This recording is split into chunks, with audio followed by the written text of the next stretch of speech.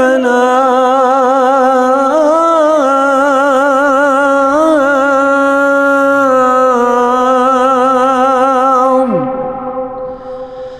اللہ اکبر اللہ اکبر لا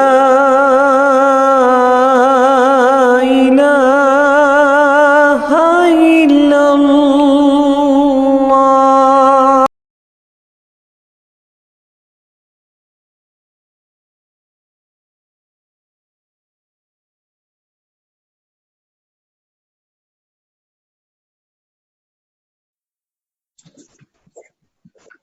أعوذ بالله من الشيطان الرجيم.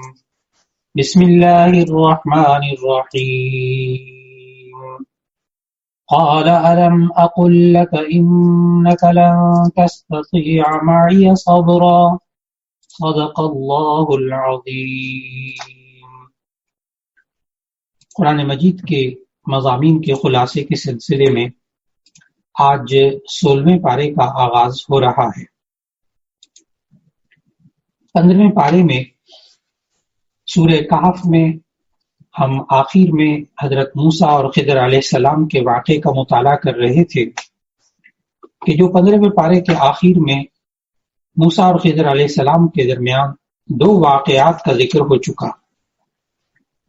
15ویں پارے کے آخر میں اللہ تعالیٰ نے موسیٰ اور خضر علیہ السلام کے درمیان ایک واقعہ تو یہ ذکر کیا کہ وہ کشتی کے تختے کو اکھیڑ ڈالا تھا، وہ کشتی جس کے مالکان نے انہیں بغیر کرایہ لیے بٹھا لیا تھا. دوسرا واقعہ 15 پارے کے بالکل آخر میں وہ ایک معصوم بچے کو قتل کرنا تھا. حضرت موسیٰ علیہ السلام وہاں پر بھی خاموش نہ ہو سکے اور بول پڑے کہ آپ نے ایسا کیوں کیا. 16ویں پارے کے آغاز میں اللہ تعالیٰ نے تیسرے اس واقعے کا ذکر کیا کہ تیسرا واقعہ ایسا ہوا کہ ایک گاؤں میں گرتی ہوئی بوسیدہ دیوار تھی. جب اس گاؤں میں گئے ان لوگوں نے موسیٰ اور خضر علیہ السلام کی مہمان نوازی نہیں کی، لیکن اس کے باوجود جب ایک گرتی ہوئی دیوار کو دیکھا تو حضرت خضر علیہ السلام نے اس کو تعمیر کر دیا. حضرت موسیٰ علیہ السلام پھر خاموش نہ رہ سکے. اب 16ویں پارے کے آغاز میں اللہ تعالیٰ نے بتایا کہ تیسرے سوال کے بعد حضرت خضر علیہ السلام نے جدائی کا اعلان کر دیا کہ آپ صبر نہیں کر سکتے، آپ اب میرے ساتھ نہیں چل سکتے. پھر اس کے بعد تینوں واقعات کی جو تکوینی کیفیات تھیں وہ حضرت خضر علیہ السلام نے حضرت موسیٰ علیہ السلام کے سامنے بیان کر دی کہ یہ 3 واقعات ہوئے: ایک کشتی کا تختہ اکھیڑنا، ایک بچے کا قتل کرنا اور ایک دیوار کی تعمیر کرنا. 16ویں پارے کے آغاز میں اللہ تعالیٰ نے خضر علیہ السلام کی زبانی ان تینوں تکوینی امور کو ظاہر کر دیا کہ کشتی کا تختہ اس لیے توڑا تھا کہ آگے ایک ظالم بادشاہ تھا جو ہر نئی اور اچھی کشتی پر زبردستی قبضہ کر لیتا، چھین لیتا.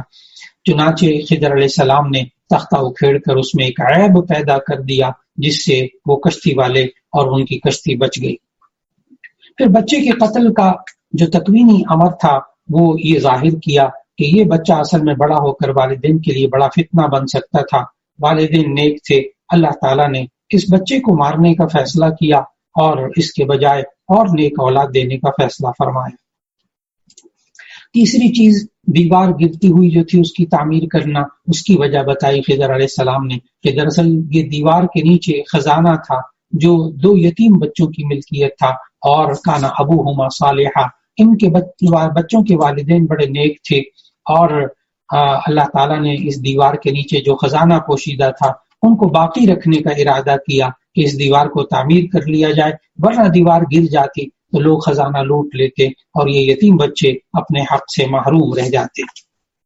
اس کا ذکر کرنے کے بعد پھر دوسرے رکوع سے ذوالقرنین کے بارے میں لوگ پوچھ رہے تھے، اس کا تذکرہ شروع ہوا. 16ویں پارے کا دوسرا رکوع ہے کہ آیت نمبر 83 سے وَيَسْأَلُونَكَ عَنْ ذِي الْقَرْنَيْنِ، یہ لوگ ذوالقرنین کے بارے میں پوچھتے ہیں. مفسرین میں سے بھی بہت سے حضرات اور مورخین میں بہت سے حضرات بس اوقات ذوالقرنین کو سکندر مقدونی یا دوسرے بہت سے کئی بادشاہوں کے لیے ذوالقرنین کا لقب قرار دینے کی کوشش کرتے ہیں، لیکن ہمیں قرآن مجید کے مطالعے سے پتہ چلتا ہے کہ ذوالقرنین کو اللہ تعالیٰ نے مادی قوت بھی عطا کی تھی اور روحانی اور ایمانی طاقت بھی عطا کی ہوئی تھی، اور اسے ذوالقرنین اس لیے کہتے تھے کہ وہ ایک طرف مشرق کے آخری کنارے اور دوسری طرف مغرب کے آخری کنارے تک اس کی حکومت پہنچ چکی تھی۔ لہذا ہمیں ذہن میں جب اللہ تعالیٰ نے ذوالقرنین کا لفظ ہمیں سکھا دیا تو ہمیں اس کی تفصیلات، جزیات اور تاریخی حقائق کے پیچھے جانے کی ضرورت نہیں، کیونکہ قرآن حکیم کا مقصد عبرت اور نصیحت ہے۔ اللہ تعالیٰ نے ذوالقرنین کے حوالے سے ان آیات میں یہ بتایا کہ اصل میں ذوالقرنین اپنے فتوحات کے سلسلے میں فتح کرتے کرتے اس کا گزر ایک ایسی قوم پر ہوا جو پہاڑوں کے درمیان آباد تھی، اور وہ ہمیشہ وہ قوم ایک وحشی قوم جسے یاجوج ماجوج کہتے تھے اس کے حملوں کا نشانہ بنتی تھی، اور یاجوج اور ماجوج اس قوم کو تنگ کرتے تھے۔ اس مظلوم قوم کی درخواست پر اللہ تعالیٰ نے ان آیات میں بتایا کہ ذوالقرنین بادشاہ نے ایک ایسی مضبوط دیوار تعمیر کی جس کی وجہ سے وہ یاجوج اور ماجوج کے حملوں سے محفوظ ہو گئے۔ یہ دیوار قرب قیامت میں ریزہ ریزہ ہو جائے گی اور یاجوج ماجوج پوری دنیا میں پھیل جائیں گے۔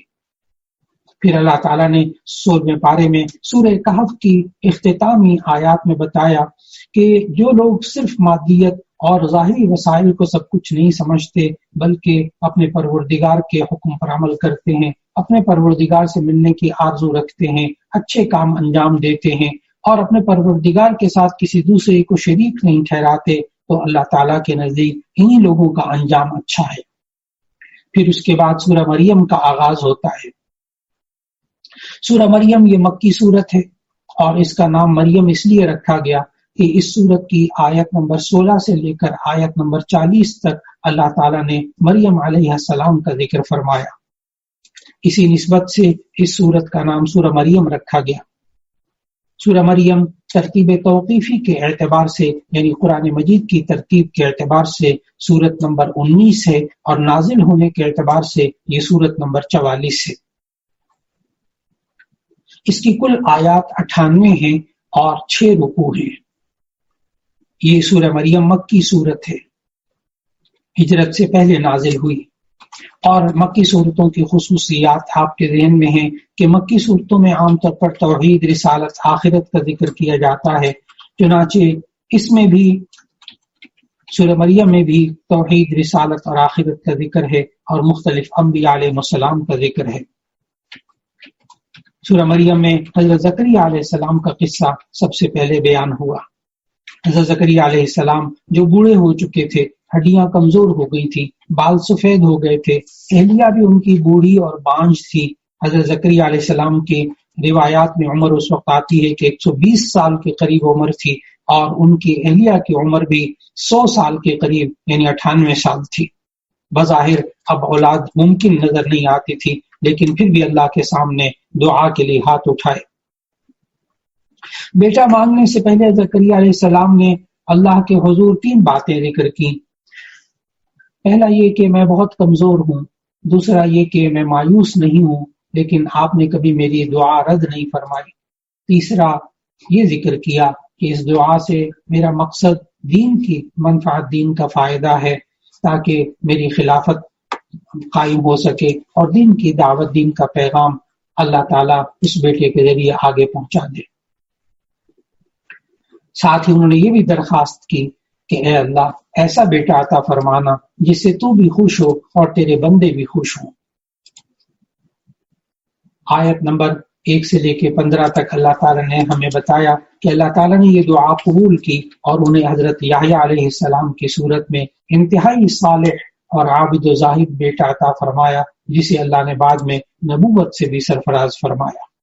تو یحییٰ علیہ السلام بھی پیغمبر ہوئے۔ حضرت یحییٰ علیہ السلام کی ولادت کا قصہ بیان کرنے کے بعد اس سے بھی زیادہ عجیب قصہ سورہ مریم میں بیان کیا گیا، اور یہ حضرت عیسیٰ علیہ السلام کی ولادت کا قصہ ہے۔ حضرت مسیح علیہ السلام، حضرت عیسیٰ علیہ السلام کی ولادت کا قصہ سورہ مریم کی آیت نمبر 16 سے لے کر آیت نمبر 36 تک میں ذکر ہوا۔ حضرت یحییٰ علیہ السلام کی ولادت بھی بہت عجیب حالات میں ہوئی تھی کہ والدین جو تھے وہ دونوں عمر کے اس حصے سے گزر چکے تھے، اور ان کی والدہ بھی بظاہر بانجھ تھی، لیکن اللہ نے ان کے ہاں بھی یحییٰ علیہ السلام کی صورت میں اولاد دیے۔ لیکن حضرت عیسیٰ علیہ السلام کی پیدائش کے بارے میں جب اللہ تعالیٰ نے سارے حقائق کھولے اس صورت کے اندر، تو بتایا کہ حضرت عیسیٰ علیہ السلام کی ولادت بغیر باپ کی ہوئی، اور ان کی والدہ باکرہ تھی، کنواری تھی۔ یہاں سورہ مریم میں اللہ تعالیٰ نے تفصیل سے بتایا کہ یہ واقعہ کیسے پیش آیا۔ ہمیں ان آیات سے معلوم ہوا کہ حضرت مریم علیہ السلام اپنے گھر والوں سے الگ ہو کر عبادت کے لیے بیت المقدس کے مشرقی گوشے میں چلی گئی۔ حضرت جبرائیل علیہ السلام ان کے پاس آئے، ان کے گریبان میں پھونکا اور انہیں حمل ٹھہر گیا۔ پھر حضرت مریم علیہ السلام پر بڑے حزن و ملال کی شدید کیفیات آئیں، یہاں تک کہ ولادت کے بعد بچے کو اٹھائے ہوئے جب قوم کے پاس آئیں تو یہودیوں کی زبانیں چلنے لگیں اور انہوں نے الزام تراشی شروع کی۔ حضرت مریم علیہ السلام نے اللہ تعالیٰ کے حکم سے بیٹے کی طرف اشارہ کیا تو اللہ تعالیٰ نے معجزہ دکھایا کہ ماں کی گود میں لیٹا ہوا بیٹا بولنے لگا اور یوں کہا انی عبداللہ۔ اس کی زبان، عیسیٰ علیہ السلام کی زبان سے گود میں، ماں کی گود میں سب سے پہلا جو کلمہ نکلا وہ یہ تھا انی عبداللہ، یقیناً میں اللہ کا بندہ ہوں۔ معجزانہ انداز میں والدہ کی پاک دامنی بتاتے ہوئے بولے کہ ابھی آپ کی زبان سے یہ جو ہے وہ کلمہ نکلا تھا کہ تمام کے تمام جتنے بھی عیسائی تھے اور جتنے بھی وہاں اس وقت یہودی تھے، سب کے لیے ایک ہی بات ہے کہ انی عبداللہ کہا، لہذا عیسیٰ علیہ السلام اللہ کے بندے ہیں اور اللہ کے رسول ہیں، لیکن وہ اللہ کے بیٹے نہیں ہیں۔ سورہ مریم کی آیت نمبر 30، 31 اور 32 میں حضرت عیسیٰ علیہ السلام نے جو اپنے بارے میں اس وقت ماں کی گود میں بات کہی، اس کے اندر اللہ تعالیٰ نے انہیں جو 6 اعزازات عطا فرمائے تھے ان کا ذکر فرمایا۔ آیت نمبر 30 اور 31 میں 6 باتوں کا ذکر کیا حضرت عیسیٰ علیہ السلام نے۔ نمبر 1 یہ کہ میں اللہ کا بندہ ہوں، نہ رب ہوں نہ رب کا بیٹا ہوں۔ دوسرا یہ بھی ذکر کیا اس وقت ماں کی گود میں کہ مجھے وحی اور نبوت عطا کی گئی ہے۔ تیسرا یہ بتایا کہ اللہ نے مجھے مبارک بنایا ہے، میرا وجود لوگوں کے لیے برکت اور رحمت کا باعث ہے، اور میں امت کے لیے فائدے کا معلم ہوں، فائدے کی باتیں پہنچانے والا ہوں گا۔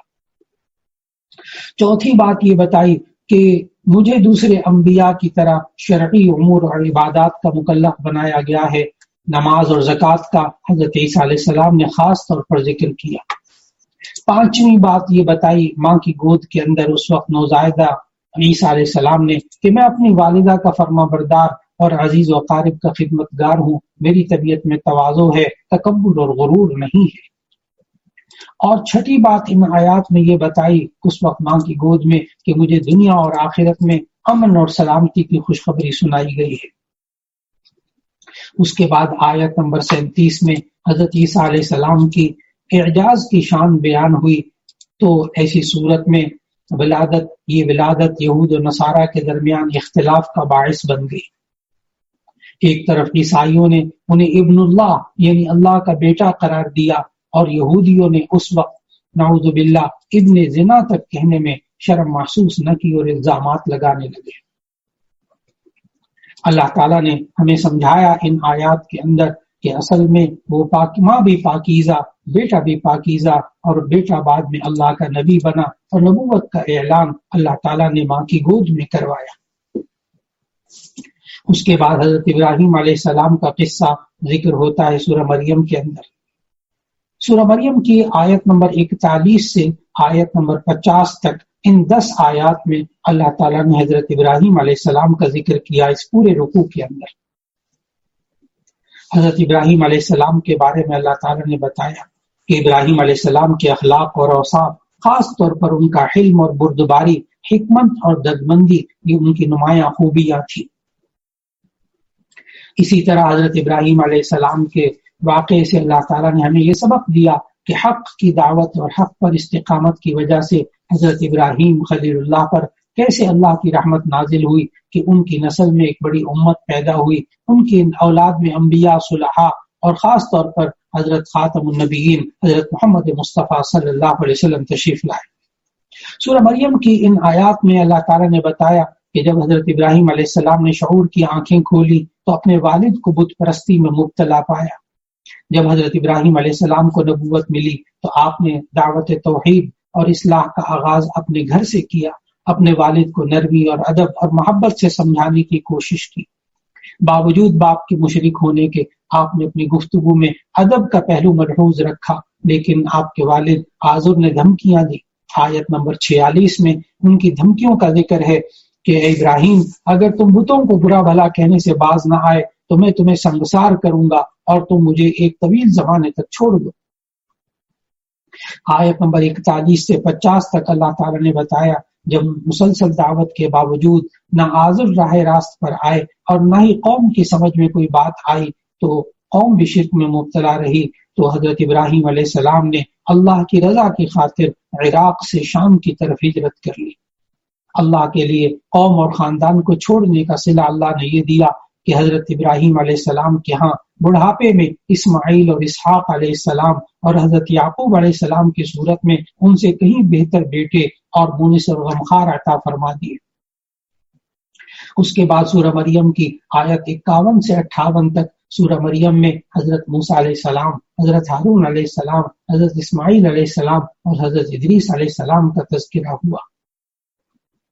اس کے بعد اللہ تعالیٰ نے سورہ مریم میں بتایا کہ مشرکین دوبارہ جی اٹھنے کا انکار کرتے ہیں، انہیں ضرور جہنم کے ارد گرد جمع کیا جائے گا۔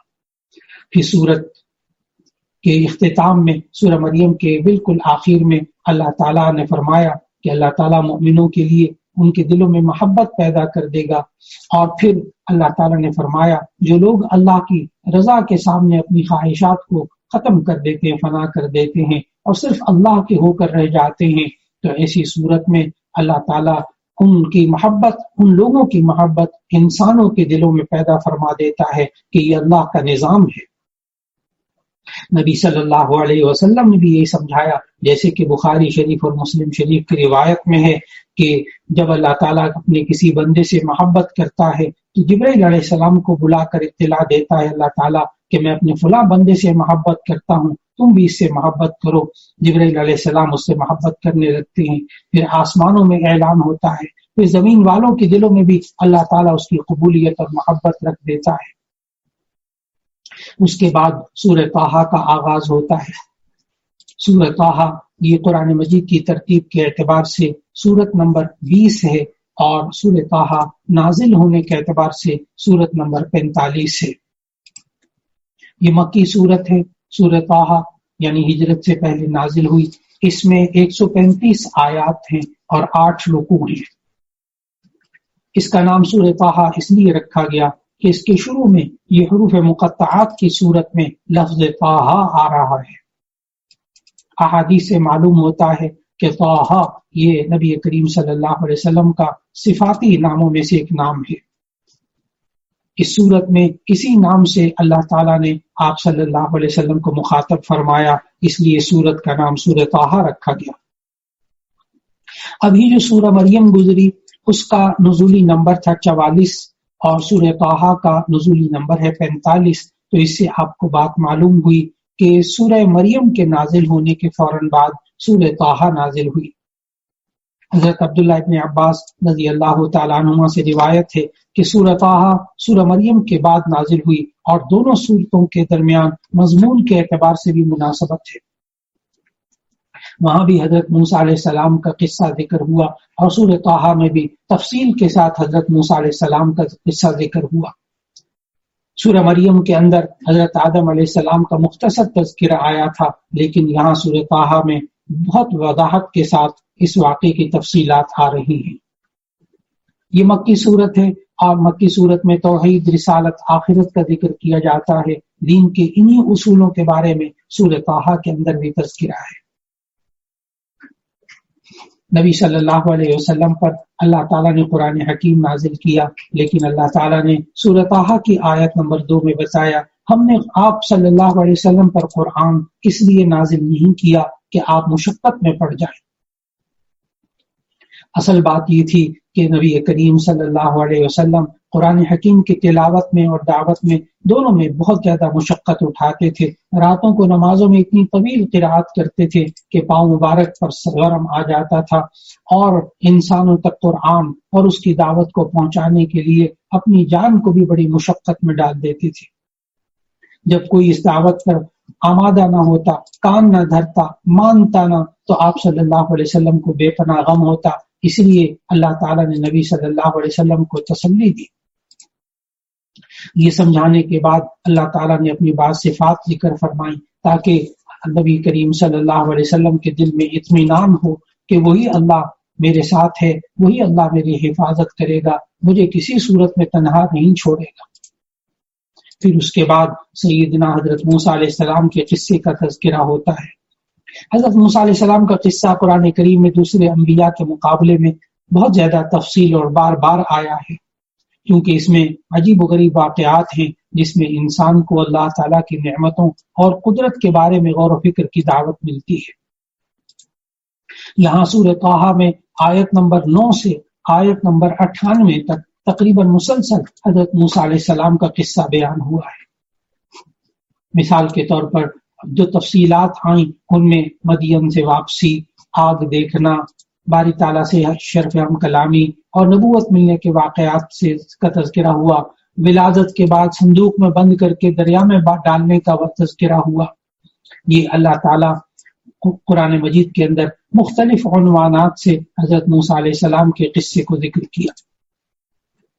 اس قصے کے اندر جو اہم ترین باتیں سامنے آ رہی ہیں ان آیات میں، وہ ہے کہ اللہ تعالیٰ سے ہم کلامی کا شرف حاصل ہونا، پھر اس کے بعد دریا میں ڈالا جانا، پھر اللہ تعالیٰ کی طرف سے آپ کو اور آپ کے بھائی حضرت ہارون علیہ السلام کو فرعون کے پاس جانے کا حکم ہوا، فرعون کے ساتھ اچھے طریقے سے نرم لہجے میں بات کرنا سکھایا، دعائیں بھی سکھائیں، رب اشرح لی صدری ویسر لی امری واحلل عقدۃ من لسانی یفقہوا قولی۔ پھر حضرت موسیٰ علیہ السلام کی فتح کا ذکر کیا، جس طرح جادوگروں نے ایمان قبول کیا اور ان رسیوں نے جب رسیوں کو سانپ بنا کر انہوں نے جادوگروں نے ڈالا، حضرت موسیٰ علیہ السلام کی ایک لاٹھی سانپ بنی اور کس طرح ان کو نگل لیا اور صاحب تمام جادوگر وہ سجدے میں گر پڑے۔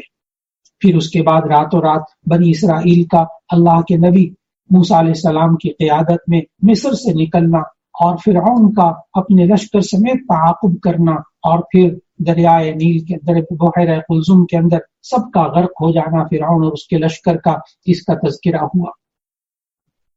لیکن اللہ تعالیٰ نے ان آیات میں بتایا کہ بنی اسرائیل کی عادت تھی ناشکراپن اور کفران نعمت، اور یہی کچھ نہیں بلکہ پھر اس کے بعد نجات کے بعد یہ جب ایک میدان میں پہنچے تو سامری کا بچڑا بنانا اور بنی اسرائیل جو تھے انہوں نے اس کی پوجا شروع کر دینا، اللہ تعالیٰ نے اس کا ذکر کیا۔ پھر تورات لے کر حضرت موسیٰ علیہ السلام کی طور سے واپسی اور اپنے بھائی کے ساتھ جو غصے کا اظہار ہوا اس ان آیات میں اس کا ذکر کیا گیا۔